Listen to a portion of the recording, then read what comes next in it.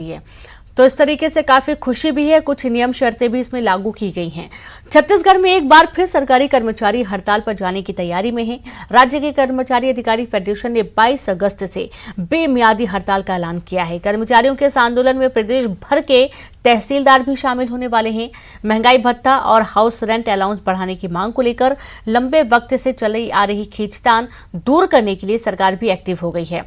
हालांकि अब तक इसका समाधान निकलता हुआ नजर नहीं आ रहा है।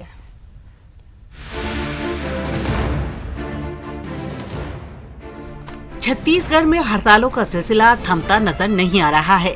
अब एक बार फिर सरकारी कर्मचारियों ने आंदोलन की मशाल थाम ली है। महंगाई भत्ता और हाउस रेंट अलाउंस बढ़ाने की मांग को लेकर राज्य का अधिकारी कर्मचारी फेडरेशन हड़ताल पर जाने की तैयारी में है।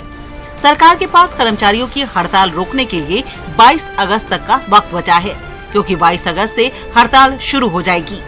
हड़ताल के लिए ब्लॉक स्तर पर तैयारियां पूरी हो चुकी है। फेडरेशन की मांग है कि कर्मचारियों का महंगाई भत्ता और HRA 34% किया जाए। सर, कर्मचारियों को क्या 15 तारीख को सौगात दे सकते हैं? अधिकारी स्तर पे बात हो रही है और कुछ बात। उधर सरकार पूरी कोशिश में है कि प्रस्तावित हड़ताल को रोका जाए।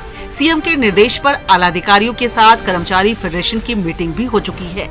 अब देखना है कि कर्मचारियों की मांग पर सरकार का क्या रुख रहता है। उधर बीजेपी कर्मचारियों के मुद्दे को लेकर लगातार सरकार पर हमलावर है। विद्या मितान हो, अतिथि शिक्षक हो, आंगनबाड़ी की बहनें हो, कार्यकर्ता हो, सहायिका हो, वितानीन बहनें हो, जो रोजगार सहायक हैं, आवास मित्र हैं, सबको ठगने का काम कांग्रेस कर रही है। कर्मचारियों पर सियासत जोर पकड़ रही है। कांग्रेस ने भी बीजेपी पर पलटवार किया है। कांग्रेस का कहना है कि बीजेपी को बोलने का नैतिक अधिकार नहीं, क्योंकि बीजेपी शासनकाल में कर्मचारियों पर जुल्म ढाए गए।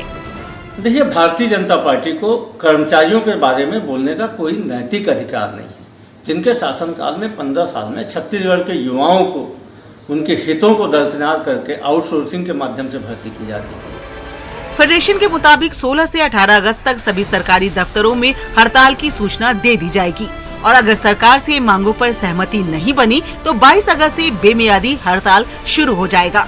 जाहिर है अब वक्त कम है और अगर सरकार और कर्मचारियों में समझौता नहीं हो सका तो हड़ताल से न सिर्फ सरकारी कामकाज प्रभावित होंगे बल्कि आम जनता की मुश्किलें बढ़ जाएंगी।